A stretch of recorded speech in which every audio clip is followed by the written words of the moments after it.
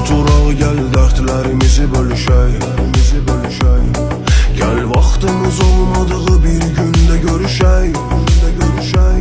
Unut geçsin, sevə bilmədi onsuz eşkim. Ola bilmədi eşkimin eşkim. İnan hər kəsin öz yolu var. Ürəyi deşdi, elə bir qarmağa biz ilişdik. İkimiz də bir anda dəyişdik. Gözəl hər şeyin bir sonu var.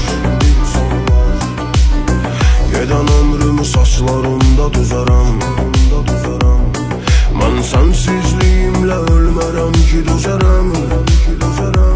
Şahı gəlsin, bu ürək səni heç vaxt unutmaz. Əlim başqa bir əli daha tutmaz. Sevən adamın bir yolu var. Otur ağla, axı başqa cür heç nə ovutmaz. Ürək göz yaşlarımızı udmaz.